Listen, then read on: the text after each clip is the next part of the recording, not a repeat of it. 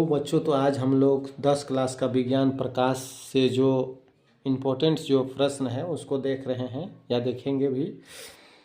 तो पहला जो प्रश्न है, जब वस्तु अवतल दर्पण में, कौन सा दर्पण बेटा? अवतल दर्पण। जब वस्तु अवतल दर्पण में सी पर हो, वक्रता केंद्र सी पर, वक्रता केंद्र को सी से जाते हैं, सी पर हो तो बनने वाले प्रतिबिंब की स्थिति, प्रकृति और आकार बताना है। अगर वस्तु को हम सी पर रखें, देखो सी पर वस्तु रखा गया है, तो यहाँ वस्तु रख देंगे तो ये दर्पण से टकराने के बाद वस्तु का जो प्रतिबिंब है बेटा कहाँ पर बनेगा, तो इसको हमको बताना है।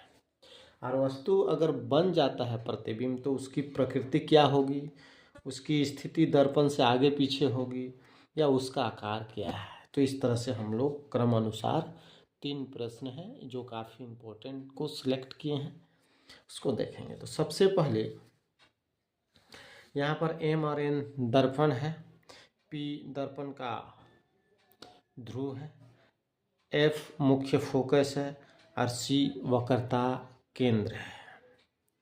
यहाँ पी और एफ दोनों का जितना दूरी है उतना एफ से सी होगा। तो यहाँ पर से जो है सो प्रकाश इधर से गुजर रही है, अब वस्तु से होकर जाएगी और दर्पण से जब टकराती है, वस्तु दर्पण से जाकर टकराती है तो बेटा ये दर्पण से टकराने के बाद कहाँ से गुजरती है? एक रेखा एफ से होकर गुजरती है। कहाँ से? एफ से होकर गुजरेगी। तो एफ से होकर गुजरेगी, एफ से गुजर गई। दूसरा किरण, ये रूल है, मुख्य अक्ष के समांतर जाने वाले प्रकाश किरण एफ से होकर गुजरती है। और दूसरा जो है किरण, जो किरण एफ से ले जाएंगे सो मुख्य अक्ष के समांतर गुजरेगी। तो एफ से ले जाते हैं, एफ से ले जाएंगे तो मुख्य अक्ष के समांतर, इस तरह से यहाँ पर इस तरह से करेंगे। हाँ, अब इस तरह से यहाँ पर ले जाएंगे,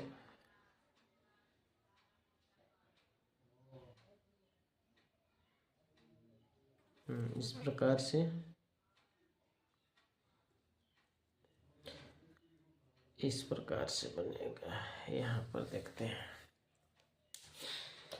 यहाँ देखेंगे हम लोग, ये जो हिस्सा है यहाँ पर मिलना चाहिए था,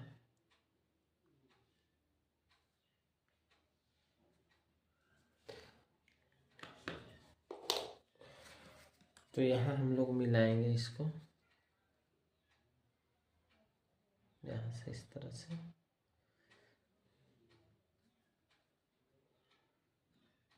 इस तरह से यहाँ से जाएगा और इस तरह से होकर इस तरह से यहाँ पर गुजरेगा बेटा, इस तरह से। इसको एफ मानेंगे, ये वाला हिस्सा एफ मनाएगा।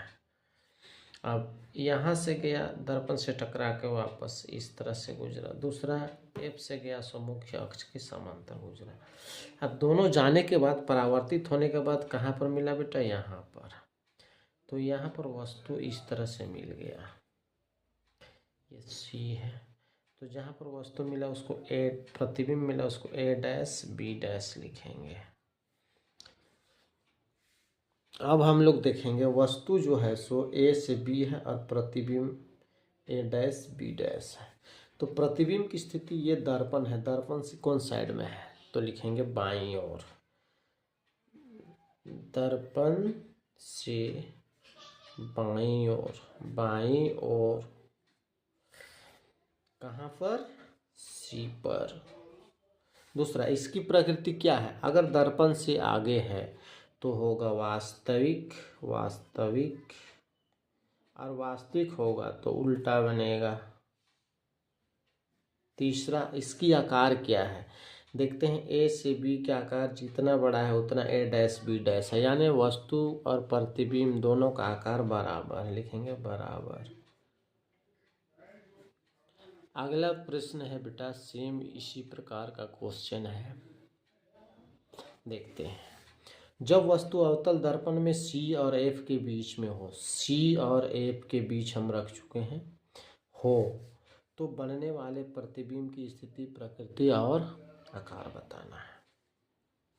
तो देखते हैं वस्तु यहाँ से होकर प्रकाश किरण गुजर रही है, और अगर प्रकाश इस तरह से जाता है, मुख्य अक्ष, ये मुख्य अक्ष है, इसके समांतर जाता है तो एफ से गुजरेगा बेटा।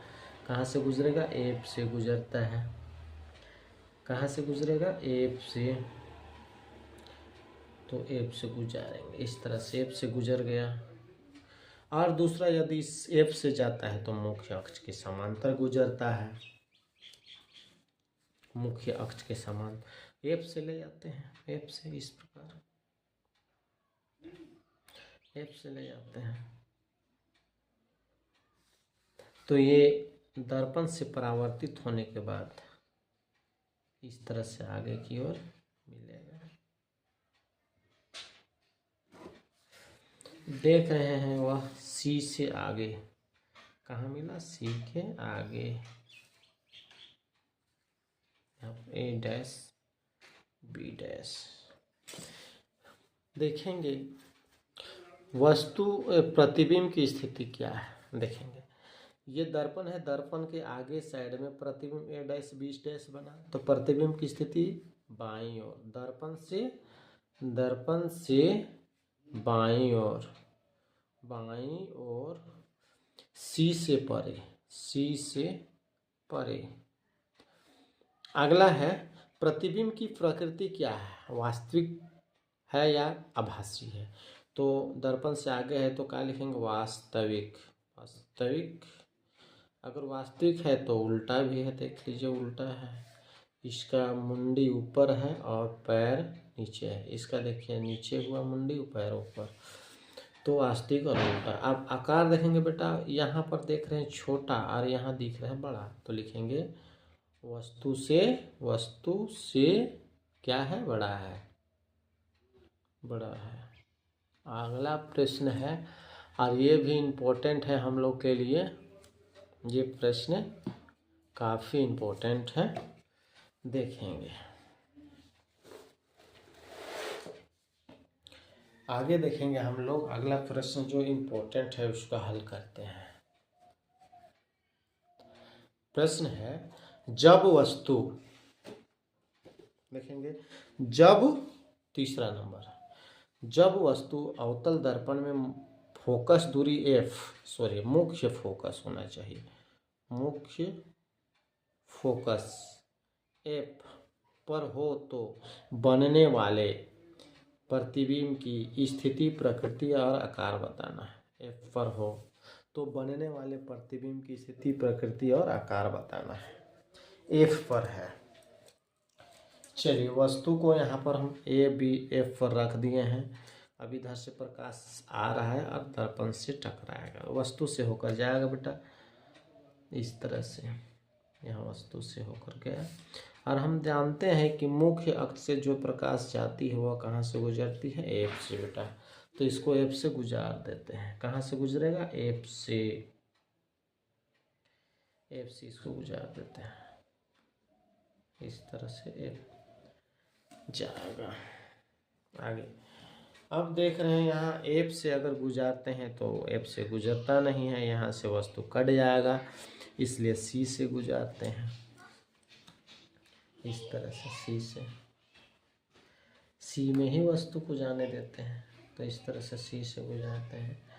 तो सी, तो वस्तु सी जो है दर्पण का अभिलंब होता है, तो अगर सी में जा रहा है बेटा तो अभिलंब में जो जाता है वो अभिलंब से ही लौटता है, यानी सीधे जाता है वो सीधा लौटता है, जो सी अभिलंब है इसीलिए लौट रहा है। और दोनों जाने के बाद कहाँ पर मिलने की संभावना? इधर आगे ये बढ़ जाएगा बेटा, ये भी आगे बढ़ेगा, तो कहाँ पर मिलेगा? अनंत पर।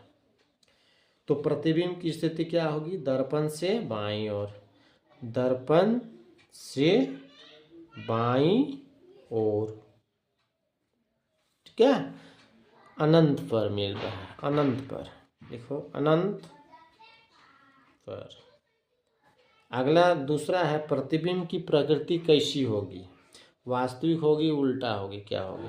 तो ये आपका क्या है बेटा, ये जो है हम लोग का ये वाला जो हिस्सा है, प्रधान अक्ष से नीचे वस्तु का प्रतिबिंब इधर बनेगा आगे, तो उल्टा हो जाएगा। तो लिखेंगे वास्तविक होगा, वास्तविक एवं उल्टा। आकार क्या होगा, वस्तु देखिए इतना बड़ा है, अगर यहाँ पर बन रहा है तो थोड़ा सा बड़ा है। इसी तरह से अगर इस प्रधान अक्ष से आगे अगर और बने तो होगा बहुत बड़ा, लिखेंगे बहुत बड़ा।